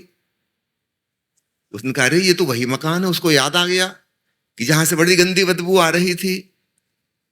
उसने फिर भीतर झांका, देखा वो माली काम कर रहा है बगीचे में। उससे पूछा, अरे भाई बड़ी खुशबू आ रही तुम्हारे यहां से, किसकी खुशबू है? उस माली ने कहा, ये वही खाद है जिसको मैंने जमीन में दबा दिया, पेड़ों की जड़ों तक पहुंचा दिया। उस खाद की वजह से सुंदर सुंदर पौधे उगाए, उनमें फूल लग गए और अब वे फूल सुगंध बिखेर रहे हैं। वो बदबू अब खुशबू बन गई, दुर्गंध सुगंध में रूपांतरित हो गई। ठीक ऐसे ही हमारे जीवन में जो जो चीजें दुर्गंध दे रही हैं, इनको सुगंध में परिवर्तित किया जा सकता है। एक सवाल और लेता हूं, भगवान होता है या नहीं? बड़ी मुश्किल है। भगवान भगवान शब्द के दो अर्थ हैं, तो मेरा उत्तर है हां और नहीं, दोनों। आप कहोगे हम तो पहले ही से कंफ्यूज थे, इसलिए तो आपसे पूछा, आपने और कंफ्यूज कर दिया। सामान्य रूप से भगवान का जो अर्थ किया जाता है, दुनिया का सृष्टा, रचेता, दुनिया का चलाने वाला, संचालक इत्यादि इत्यादि, इस ढंग से जिसने दुनिया बनाई। ये एक परिभाषा है भगवान की, दुनिया बनाने वाला, दुनिया चलाने वाला, जिसकी मर्जी के बिना पत्ता भी नहीं हिल सकता, हमारा भाग्य विधाता। एक दूसरी धारणा और है भगवान की, जो बुद्ध और महावीर के साथ प्रचलित हुई। भगवान महावीर ने इनकार कर दिया कि कहीं कोई ईश्वर नहीं है, केवल आत्मा है बस। और भगवान बुद्ध एक कदम और आगे बढ़े, उन्होंने कहा कि ना परमात्मा है ना कोई आत्मा है, भीतर एक महाशून्य है। उस शून्य में एक संगीत गूंज रहा है जिसकी ध्वनि कुछ कुछ ओम जैसी है। दो नास्तिक धर्म पैदा हुए पहली बार, जैन धर्म और बौद्ध धर्म। इसके पहले कोई कल्पना भी नहीं कर सकता था कि नास्तिक धर्म भी हो सकते हैं। धर्म का तो मतलब ही होता था आस्तिक, ईश्वर में भरोसा करने वाले लोग। बुद्ध और महावीर ने बिल्कुल एक नई दृष्टि दी कि ईश्वर नहीं है, लेकिन भीतर आत्मा का ऐश्वर्य है, भीतर महाशून्य में एक संगीत गूंज रहा है, और उसको सुनते सुनते सुनते तुम शांत और आनंदित हो जाओगे। बुद्ध और महावीर के शिष्यों ने इनको ही भगवान कह के पुकारा, यद्यपि इन्होंने तो मना कर दिया था कि भगवान होता ही नहीं। फिर इन्हें भगवान क्यों कहा गया? यहां पर भगवान का दूसरा अर्थ है भाग्यवान, सौभाग्यशाली, द ब्लेसेड वन, जिसने अपने भीतर परम शांति को, परम आनंद को, परम मुक्ति को जाना। जब हम कहते हैं भगवान बुद्ध, तो हमारा ये मतलब नहीं है कि बुद्ध ने दुनिया बनाई थी, कि बुद्ध दुनिया चला रहे हैं। जब हम कहते हैं भगवान महावीर, यहां पे अर्थ है सौभाग्यशाली, भाग्यवान, परमानंद को जिन्होंने जाना। ये कोई दुनिया बनाने वाले, चलाने वाले नहीं है, ये हमारी तरह इंसान है, लेकिन फिर भी इनको भगवान कहा गया। तो भगवान भगवान के दो अर्थ हो गए। आपने पूछा है भगवान होता है कि नहीं, इसलिए मैंने कहा दो प्रकार के उत्तर होंगे। अगर आप पहला वाला अर्थ सृष्टा और संचालक के रूप में करते हैं, तो मेरा उत्तर है जी नहीं, ऐसा कोई ईश्वर नहीं है, आज तक कभी किसी को नहीं मिला और ना ही भविष्य में किसी को मिलेगा। अगर आप दूसरा परिभाषा करते हैं भगवान की, तो मैं कहूंगा हां, आप स्वयं भगवान हो सकते हैं। आप महासौभाग्य अपने भीतर प्राप्त कर सकते हैं। उपनिषद के ऋषि ने कहा अहम ब्रह्मास्मि, मैं ब्रह्म हूं। यह घोषणा आप भी कर सकते हैं, ध्यान में डूबकर आप भी जान सकते हैं। तो इस अर्थ में भगवान है का मतलब हो सकता है। तो एक भगवान अतीत की घटना है जिसने दुनिया बनाई थी, पास्ट टेंस। और बुद्ध और महावीर का भगवान भविष्य की घटना है जो होगी। हम हो सकते हैं, हमारी संभावना है। अगर हम ध्यान साधना करें तो हम भी बुद्ध महावीर जैसे, नानक और कबीर जैसे हो सकते हैं। ये हमारी प्रोबेबिलिटी है। हम बीज रूप में भगवान हैं, हम वृक्ष रूप भगवान हो सकते हैं। तो इस भगवान की धारणा के मैं पक्ष में हूं। यह भविष्य उन्मुख बात है। इससे हमें प्रेरणा मिलती है कि हम साधना करें। अतीत वाली धारणा से हमें कोई प्रेरणा नहीं मिलती। वो भगवान हो चुका जिसने दुनिया बनाई, अब आप क्या करोगे? आपको करने को कुछ बचा ही नहीं। हम साधना कर सकते हैं। प्रथम कोटि के भगवान से हम केवल प्रार्थना कर सकते हैं, रो सकते हैं, गिड़गिड़ा सकते हैं, शिकायतें कर सकते हैं, और क्या करेंगे? उसकी मर्जी, वो हमारी बात माने ना माने, सुने ना सुने। और आज तक तो उसने किसी की नहीं सुनी, हमारी भी क्यों सुनेगा? भगवान की प्रथम धारणा के संग प्रार्थना पैदा होती है, और भगवान की दूसरी धारणा के संग साधना पैदा होती है। प्रार्थना करने का कोई सवाल नहीं। किससे प्रार्थना करोगे? तुम साधो। ये जो बीज रूप है, इसको वृक्ष रूप ले जाने के लिए कौन से खाद पानी की जरूरत है, उसका इंतजाम करो ताकि यह विकसित हो सके। तो आपके हाथ में है वह करना। तो मैं दूसरी धारणा के पक्ष में हूं। इससे हमें प्रेरणा मिलती है, कुछ करने के लिए एक मोटिवेशन मिलता है, एक स्वर्णिम भविष्य की आशावादी दृष्टिकोण पैदा होता है। प्रथम भगवान की धारणा से तो बहुत ही निराशावादी दृष्टिकोण पैदा होता है। जो होना था हो चुका। बड़ी निराशा घेरती है। इन्हीं लोगों ने फिर कलयुग की धारणा बनाई है कि अच्छा तो पहले हो चुका, अब तो डिटेरियोरेशन हो रहा है। जैसे आपने एक मकान बनाया 50 साल पहले, अब धीरे धीरे उसका डिटेरियोरेशन हो रहा है, मकान खराब हो रहा है। आने वाले 10-20 साल में वो खंडर हो जाएगा और एक दिन गिर जाएगा, समाप्त हो जाएगा।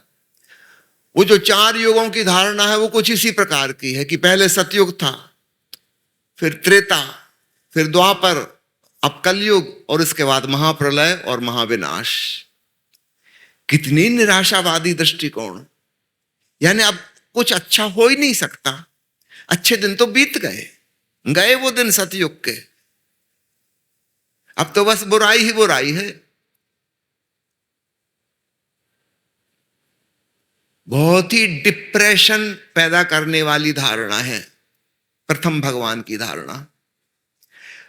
द्वितीय भगवान की धारणा हमारे भीतर एक ऑप्टिमिस्टिक एटीट्यूड, एक आशावादी दृष्टि जगाती है।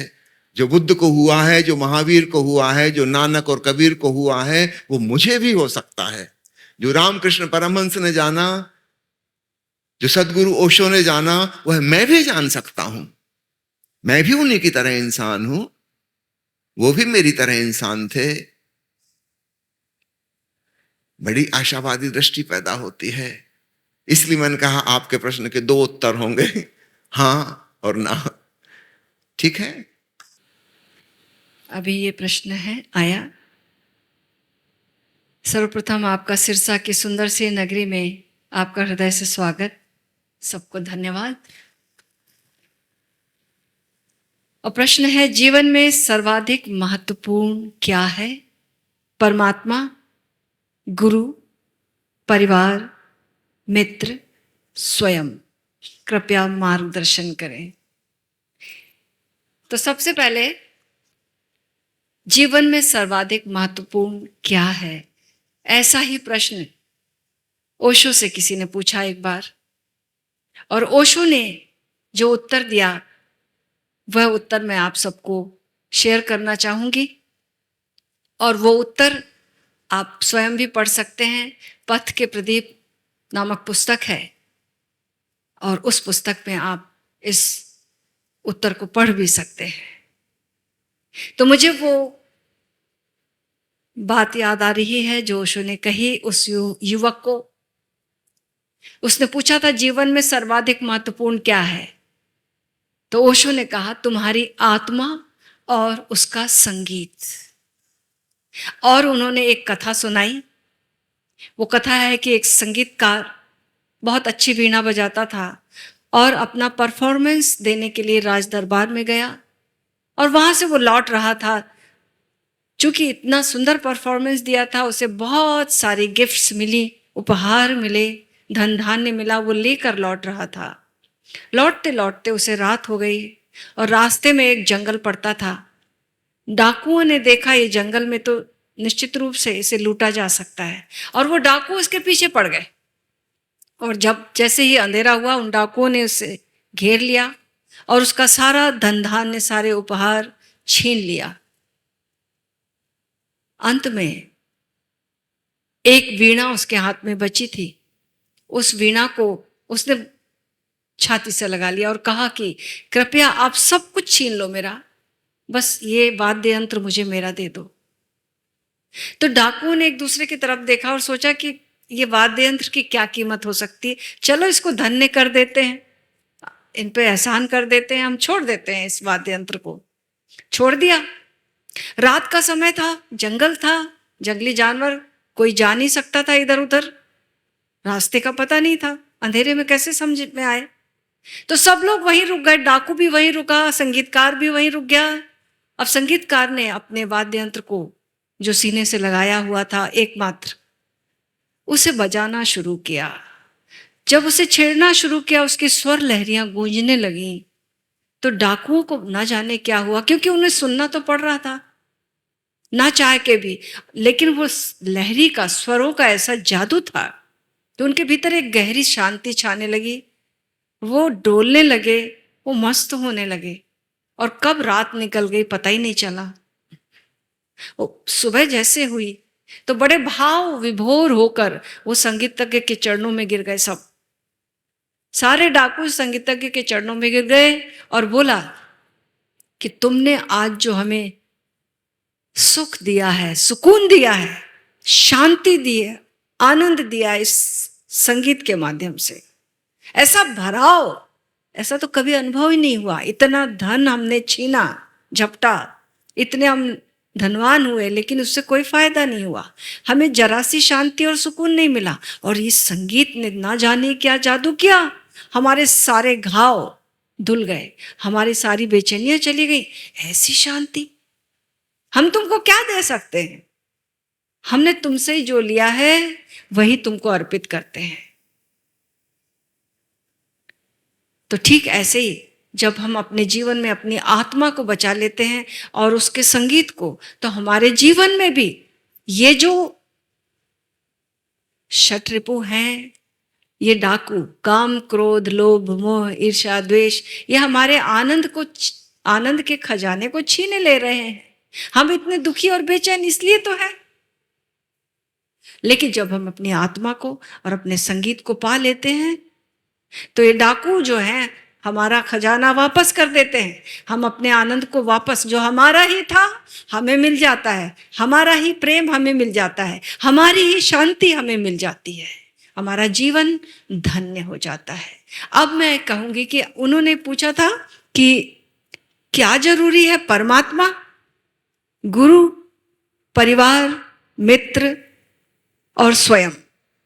तो निश्चित रूप से गुरु तो जरूरी है, क्योंकि उस संगीत तक ले जाने वाला, उस संगीत से परिचय कराने वाला गुरु ही है। अनाहत नाद, ओंकार, हमारी आत्मा का संगीत, उस संगीत को गुरु ही बताता है, परिचय कराता है और उससे प्रेम करवाता है, प्यास जगवाता है। तो गुरु जरूरी है। दूसरा पूछा, परमात्मा जरूरी है। निश्चित रूप से गुरु जो संगीत देगा, अनाहत नाद देगा, परमात्मा, उसमें डूबकर हम पाएंगे कि परमात्मा मिल गया हमें। तो तीसरा जो है, पूछ रहे कि परिवार जरूरी है। परिवार भी जरूरी है, क्योंकि हम परिवार के बिना नहीं रह सकते, हम इंटरडिपेंडेंट हैं। हमें परिवार चाहिए, परिवार को हम चाहिए। और ओशो तो इसी परिवार में रहकर ध्यानस्थ होने की कला हमें देते हैं, नव संन्यास देते हैं कि परिवार को ही अपना मंदिर बना लो, घर को ही अपना मंदिर बना लो, ये शरीर को ही देवता के रूप में अपने भीतर खोजो। वो देवता कहाँ बैठा हुआ है? मंदिर है ये। तो परिवार भी जरूरी है, मित्र भी जरूरी है। वो जो भीतर खजाना में जब डूबोगे आनंद आएगा, उसकी शेयरिंग जरूरी है, याद रखना। तो मित्र चाहिए अपनी खुशियां बांटने के लिए, अपना आनंद बांटने के लिए मित्र चाहिए। नहीं बांटोगे तो वो आनंद खत्म हो जाएगा। जैसे कुएं का पानी अगर नहीं निकालोगे तो कुएं का पानी सड़ जाएगा, निकालते रहोगे तो वाटर टेबल से और फ्रेश पानी आएगा। तो आनंद भी बांटना है। जो आनंद अपने भीतर उस आत्मा के संगीत में डूबकर, परमात्मा में डूबकर मिला, अब इसको उलीचना है, इसको बांटना है। तो मित्र चाहिए, वो भी जरूरी है। फिर बोले स्वयं, तो निश्चित रूप से स्वयं यानी अपना होना। हम कौन है? ना तो हम ये शरीर है, केवल शरीर नहीं है, या यूं कह लो हम इसके भीतर मन है, तो केवल हम मन नहीं है। इन सबके पार हमारा जो होना है, उस संगीत में डूबने से पता चलता कि हम कौन है, ये पता चलता है हमें। तो स्वयं भी जरूरी है। स्वयं नहीं होगा तो ये खोज भी नहीं होगी, ये प्रश्न ही नहीं उठता। सबसे पहले तो स्वयं ही जरूरी है, स्वयं को बचाना ही जरूरी है। जब स्वयं को बचाएंगे, कैसे बचाएंगे स्वयं को? स्वधर्म में जीकर, भेड़ चाल में चलकर नहीं। जो दुनिया कर रही वही हम कर लें, उससे नहीं। हमारे भीतर से क्या आता है, हमारे भीतर कौन सा हिडन टैलेंट छिपा हुआ है, हमारी खिलावट किस में है, हमको मस्ती और आनंद और सुकून किस में मिलता, वो काम जरूर करना। वो काम करोगे तो स्वयं को बचाओगे, स्वधर्म में जियोगे तो स्वयं को बचाओगे। तो स्वयं भी जरूरी। तो जितनी आपने लिस्ट दी है, सब कुछ जरूरी है। और ये सब कुछ हम पा जाते हैं उस एक को पा जाने से। ये सब कुछ बच जाते हैं उस एक को पा जाने से। उसका नाम है आत्मा और उसका संगीत। अब मैं स्वामी जी से निवेदन करूंगी। 2 सवाल हैं। एक मित्र ने पूछा है कि हमारे जीवन में वास्तु शास्त्र का क्या महत्वपूर्ण रोल होता है, कृपया समझाएं। और दूसरे मित्र ने पूछा है कि ज्योतिष की कितनी उपयोगिता है, इससे कितना लाभ होता है। मैं दोनों को इकट्ठा जवाब एक चुटकुले के माध्यम से दे रहा हूं। बड़े गंभीर सवाल है। मैंने सुना है मुल्ला नसरुद्दीन कोई दवाई की पुड़िया बना के बेच रहा था और गारंटी दे रहा था कि अगर फायदा ना हो तो दाम वापस। उस गांव में कोई बीमारी फैली हुई थी और नसरुद्दीन दावा कर रहा था कि अगर फायदा ना हो तो दाम वापस। दवाई उसकी महंगी थी।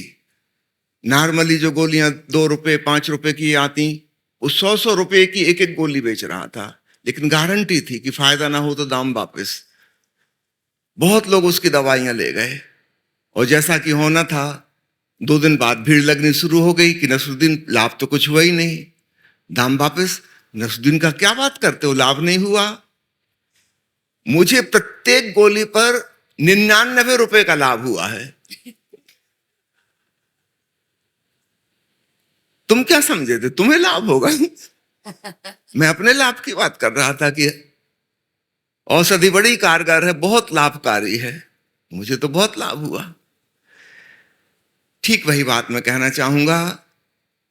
ज्योतिष से बहुत फायदा होता है ज्योतिषी को, वास्तुशास्त्र से बहुत लाभ मिलता है वास्तुशास्त्री को। कृपया उनका लाभ का ख्याल रखें।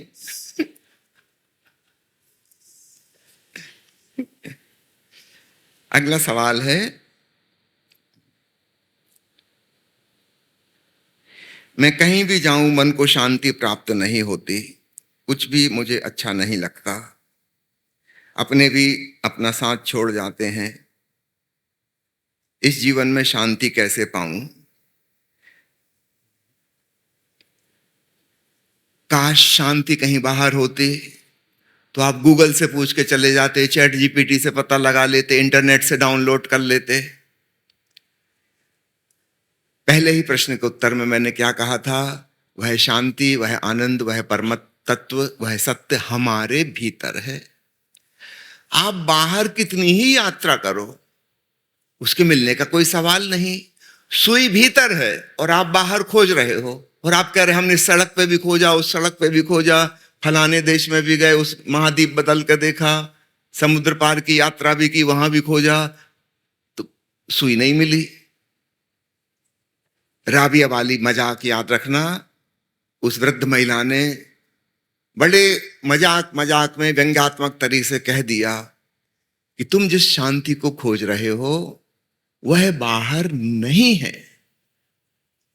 हम सोचते हैं खूब धन मिल जाए तो शांति मिल जाएगी, हम सोचते हैं ऊंचे पद पे पहुंच जाएं, राजनीति का चुनाव जीत जाएं, परीक्षा में खूब नंबर आ जाएं, स्टूडेंट सोचते हैं तो शांति मिल जाएगी, कि अच्छी पत्नी हो, अच्छा पति हो, भरा पूरा परिवार हो तो शांति मिल जाएगी, कि गांव से चलें बड़े शहर में रहेंगे तो शांति मिल जाएगी। शहर वाले सोच रहे हैं कि विदेश में जाके रहें, वहां शांति मिल जाएगी, विदेश वाले सोच रहे हैं मंगल ग्रह पे जाएं, वहां शांति हो जाएगी। कहीं शांति नहीं होगी, क्योंकि एक कॉमन फैक्टर है इन सब में, ये कह रहे हैं बाहर कहीं शांति है, ऐसी इन्होंने मान्यता रखी है। हम वहां पहुंच जाएंगे तो शांति मिल जाएगी। मैं आपसे विनती करता हूं, शांति कोई बाजार की वस्तु नहीं है जिसे आप खरीद सकें, शांति कोई बाहर रखा सामान नहीं है जिसको आप उठा के ला सकें। अशांति आपके भीतर है। मन में चल रहे बहुत सारे विचारों की भीड़ ये अशांति का कारण है। बहुत सारी महत्वाकांक्षाएं, उन महत्वाकांक्षाओं से जन्मे हुए तनाव, ये अशांति की वजह है। शांति अगर पानी है तो अपने भीतर विचारों की इस भीड़ से, महत्वाकांक्षाओं के इस झमघट से छुटकारा पाना होगा। जगह बदलने से कुछ नहीं होगा, परिस्थिति बदलने का सवाल नहीं है, मन स्थिति बदलनी होगी। हम जिन्हें साधु, सन्यासी, महात्मा, मुनि कहते हैं, वे भी वही भूल करते हैं जो संसारी कर रहा है। वे भी सोचते हैं कि परिस्थिति में कुछ खराबी है, चलो समाज को छोड़ के, परिवार को छोड़ के जंगल में चलते हैं, अब घर में नहीं रहेंगे, गुफा में रहेंगे। भूल वही, वे सोच रहे हैं गुफा में शांति मिल जाएगी। आप अपनी अशांति अपने भीतर लेके वहां चले गए। पहले गुफा में शांति थी, अब आपके पहुंचने के बाद वहां भी अशांति हो जाएगी। आप तो वही हो। आप सोचते हो कि मरने के बाद स्वर्ग जाएंगे तभी शांति मिलेगी, आप बिल्कुल गलती में हो। मैंने सुना है एक आदमी को मॉर्निंग वॉक का शौक था और संडे को दिन वो लंबा चलता जाता, छुट्टी के दिन खूब लंबा चलता था। एक दिन ऐसा हुआ कि चलते चलते वो पृथ्वी से आगे निकल गया जहां से स्वर्ग शुरू होता था। उसको पता नहीं था कि वो स्वर्ग में पहुंच गया है। दोपहर होते होते बुरी तरह थक गया, पसीना पसीना। उसने सोचा कि वृक्ष दिखाई दे रहा है, इसके नीचे बैठ के थोड़ा चैन की सांस ले। वो पेड़ के नीचे बैठ गया। उसको पता नहीं था कि ये कल्प वृक्ष है, जो भी कल्पना करो, कामना करो, तुरंत पूरी हो जाती है। उसको तो कुछ पता नहीं था कि ये स्वर्ग है। उसके मन में आया, चलते चलते बहुत देर हो गई, भूख लगी है, काश कहीं से अच्छा भोजन मिल जाता तो मजा आ जाता। ऐसा उसने सोचा ही था कि अचानक 56 प्रकार के व्यंजन वाली थाली उसके सामने लहराती लहराती आ गई। बेचारा इतना भूखा था, उसको ख्याल भी नहीं आया कि थाली कहाँ से आ गई। उसने फटाफट भोजन किया। भोजन के बाद उसकी आदत थी रोज दोपहर को सोने की। उसने कहा कि कोई गद्दा तकिया होता तो चैन से सो जाते, बस तुरंत गद्दा तकिया लग गया। वो बेचारा इतना थका था और भोजन के बाद ऐसी नींद घेर रही थी कि प्रश्न भी पैदा नहीं हुआ कि गद्दा तकिया आया कहां से। सो गया, खर्राटे भरने लगा। 2 घंटे बाद नींद खुली। उसकी आदत थी उठने के बाद वो चाय पीता था। उसके मन में जैसे ही चाय का ख्याल आया, अचानक चाय के कप प्लेट आ गए। वो बड़ा खुश हुआ, चाय उसने पी। अब उसको थोड़ा थोड़ा होश आना शुरू हुआ। चाय थोड़ा जगा देती है। अब नींद भी पूरी हो चुकी, थकान भी निकल चुकी। उसको लगा कि यार ये थाली आई थी कहां से आई, वो ये बिस्तर जिस पे मैं सोया, ये चाय कहां से आई, अरे कहीं कोई भूत प्रेत है क्या। बस उसने सोचा था कि भूत प्रेत मौजूद हो गए। तांडव नृत्य उसके आसपास होने लगा। अब उसको डर लगा कि कहीं ऐसा ना हो कि मेरे ऊपर चढ़ बैठे और मेरी गर्दन दबा दें, और बस उन्होंने वैसे ही किया, उसके ऊपर चढ़ बैठे, उसकी गर्दन दबा दी, सज्जन मर गए। इस स्वर्ग आप ही तो जाओगे ना। आपका यही मन जिसने यहां नरक पैदा किया था वो वहां भी नरक पैदा कर लेगा। यहां तो पैदा होने में थोड़ी देर लगी थी, वहां कल्प वृक्ष लगे तुरंत, सोचा नहीं कि पूरा हुआ। परिस्थिति बदलने से नहीं शांति मिल सकती, अपनी मनस्थिति बदलनी होगी। अशांति के कारण क्या हैं वो हमें समझने होंगे।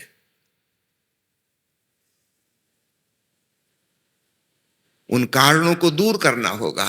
मैं एक डॉक्टर हूं, एक डॉक्टर की हैसियत से मैं आपसे कहता हूं, जब कोई मरीज डॉक्टर के पास आता है तो डॉक्टर क्या करता है, उसके लक्षणों को सुनने के पश्चात इन्वेस्टिगेशन करवाता है, कुछ जांच पड़ताल करवाता है, जिससे पता चले कि सही सही डायग्नोसिस क्या है। एक बार ठीक निदान हो गया कि ये फला फला बीमारी है, फिर इलाज बहुत आसान है। अगर बीमारी का सही निदान नहीं हुआ, डायग्नोसिस में भूल चूक हो गई, तब कोई इलाज काम करने वाला नहीं। समझो मरीज को है टाइफाइड और डॉक्टर समझ रहा है मलेरिया, और वो मलेरिया की दवाई दे रहा है।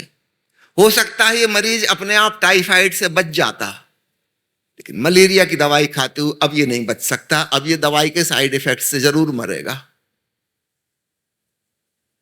अगर ठीक डायग्नोसिस नहीं हुई है तो ट्रीटमेंट खतरनाक है, सावधान।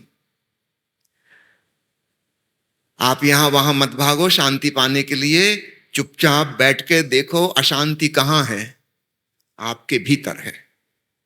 क्यों है? विचारों की बड़ी भीड़ है, कामनाओं का ज्वर है, एम्बिशन का बुखार चढ़ा है।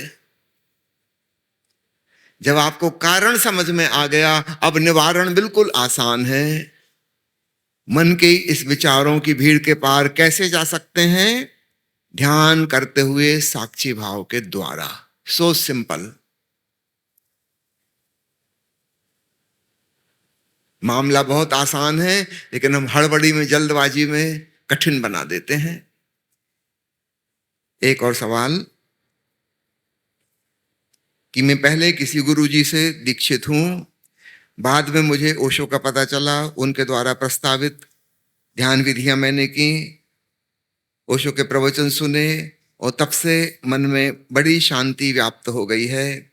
मैं अब बहुत आनंदित जीवन जी रहा हूं, लेकिन कई बार भीतर एक द्वंद्व पैदा होता है, संदेह आता है कि मैं पुराने गुरुजी का शिष्य हूं, मैं उनको गुरु मानूं या ओशो जी को गुरु मानूं। अब जबरदस्ती की समस्या खड़ी ना करो। आप एक डॉक्टर से इलाज करा रहे थे, नहीं हुआ इलाज, आप नहीं हुए ठीक, आप दूसरे डॉक्टर के पास चले गए, वहां इलाज हो गया, आप स्वस्थ हो गए, प्रसन्न हो। अब आप कह रहे हैं कि पहले वाले डॉक्टर जी को डॉक्टर जी मानूं कि ना मानूं, कि दूसरे वाले डॉक्टर को डॉक्टर मानूं। इन नॉर्मल जीवन में तो आप ऐसा नहीं करते। सही चिकित्सक वो है जिसने हमारी बीमारी दूर कर दी। मैं ये नहीं कह रहा हूं कि आपके पुराने गुरुजी गलत थे, वहां आप नहीं समझ पाए, नहीं सीख पाए, हो सकता है इसमें आपकी त्रुटि हो। मुल्ला नसरुद्दीन का बेटा बहुत तोड़फोड़ मचाता था। वो लोग कहते थे हमारे घर में आतंकवादी पैदा हो गया है, बड़ी मुश्किल है, बड़ी मुसीबत है, दिन रात कुछ उपद्रव करता रहता है। उन्होंने ओशो से शिकायत की कि इस बेटे के लिए कुछ कीजिए। इसके लिए हम कोई खिलौना लाते हैं, खिलौना घर आ भी नहीं पाता और 2 मिनट के अंदर टुकड़े टुकड़े हो जाते हैं उसके। ओशो उस समय बहुत यात्रा करते थे। उन्होंने कहा देखो, जगह जगह मैं जाता हूं, कहीं कोई मजबूत खिलौना मिला तो तुम्हारे बेटे के लिए लाऊंगा। और फिर ऐसा हुआ, एक जगह से एक मजबूत खिलौना लेके आए। रेलवे प्लेटफॉर्म पर ही खिलौने बेचने वाला दावा कर रहा था कि कोई बच्चा इस खिलौने को तोड़ नहीं सकता, गारंटी है, वरना पैसे वापस ले जाना। मजबूत खिलौना। ओशो गए, देखा वाकई में मजबूत खिलौना था, बच्चा क्या बड़े भी उसको ना तोड़ पाएंगे। ओशो ने भाई खिलौना खरीद लिया और बहुत खुशी खुशी जाके नसरुद्दीन और उनकी पत्नी को भेंट दिया कि तुम्हारे बच्चे के लिए ये। भी लोग भी बड़े इंप्रेस्ड हुए कि वाकई में खिलौना बहुत मजबूत है, अब शायद समस्या सुलझ जाएगी। उन्होंने ओशो को धन्यवाद दिया। हफ्ते भर बाद ओशो ने फोन करके पूछा कि क्या हुआ। उनकी आंखों में आंसू आ गए। उन्होंने कहा कि आप जानते नहीं, हमारा बेटा इस खिलौने को तो वो नहीं तोड़ पाया, लेकिन इस खिलौने का अस्त्र शस्त्र की तरह उपयोग करने उसने घर की सारी चीजें तोड़ दी। हथौड़े की तरह इस्तेमाल कर रहा है वो। और अब हमको ये चिंता है, हमको अपनी आत्मरक्षा करनी पड़ रही है, अब हमारे सिर न फोड़ दे। आपका लाया हुआ खिलौना एक नई मुसीबत बन गया। सावधान। जब आप चिकित्सा कराते हैं, जहां से ठीक हो जाए, जिस विधि ठीक हो जाए, आपके लिए वही गुरु। मैं ये नहीं कह रहा हूं कि अन्य गुरु गुरु नहीं हैं, लेकिन अलग अलग प्रकार के शिष्य हैं, अलग अलग प्रकार के गुरु हैं। किसी को कोई काम आता है, किसी को कोई काम आता है। ये खिलौना नसरुद्दीन के बेटे के काम नहीं आया। आप जूता खरीदने जाते हैं, जूते का दुकानदार आपको 10-20 प्रकार के जूते बताता है, आप पहन पहन के ट्राई करके देखते हैं, 2-4 कदम चल के देखते हैं, कोई एक आपको रुच जाता है कि हाँ ये बिल्कुल सही है। इसका ये मतलब नहीं कि दूसरे जूते गलत हैं। आप दुकानदार से लड़ने नहीं लगते कि क्या भीड़ लगा रखी, हजारों जोड़ी जूते रखे, कुल एक सही निकला, हटाओ इन सबको, आग लगा दो इस दुकान में, किसी काम के नहीं, एक काम का निकला, घंटा भर खोज करनी पड़ी। नहीं, दूसरे जूते गलत नहीं हैं, वो किसी और के लिए फिट बैठेंगे, वो किसी और के काम आएंगे। महिलाएं बैठी यहाँ, ये जाती हैं कपड़ों की दुकान पे, बेचारे कपड़े की दुकान वाले की दुर्गति कर देती हैं। ये निकालो, वो निकालो, ये वाला नहीं, ये लाल नहीं, पिंक वाला, ये पिंक नहीं, बेबी पिंक। ऐसी मैचिंग बिठाने की कोशिश करती हैं। और मुझे बड़ा तरस आता है दुकानदार पे, बेचारा धैर्यपूर्वक दिखाता जाता है, सब बिखेर दिया उन्होंने। और संभव है वो कुछ भी ना खरीदें, कुछ भी पसंद ना आए।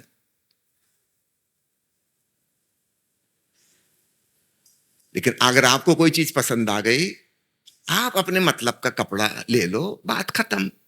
इसका मतलब ये नहीं कि उसकी दुकान गलत है और सारे कपड़े गलत हैं। कोई और उनको पसंद करने वाला आएगा। तो एक खुला हुआ हृदय रखो। आपको जिस गुरु की सीख से शांति मिल गई, आनंद मिल गया, आप खुशी मनाओ, नाचो गाओ, उत्सव मनाओ। अब क्यों पुराने गुरु के पीछे पड़े हो? याद रखो, मैं ये नहीं कह रहा हूं कि वो गलत हैं। हो सकता है किसी शिष्य के वो काम आए हों, हो सकता है किसी शिष्य के लिए ओशो काम ना आए हों। अलग अलग प्रकार के लोग हैं।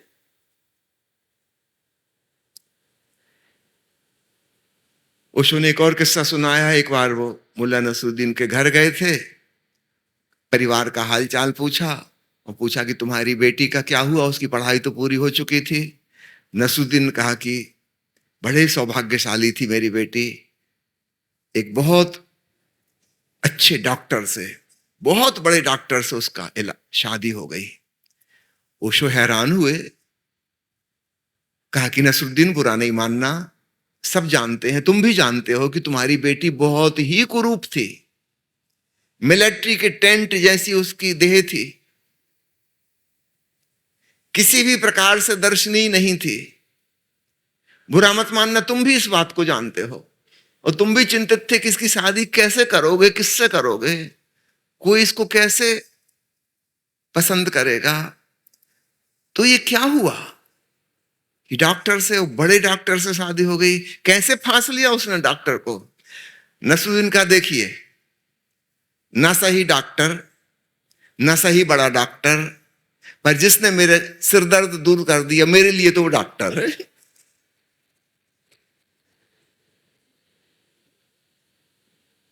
बस ऐसी समझना, जिसने तुम्हारे भीतर शांति और आनंद दिया, तुम्हारा गुरु वो है।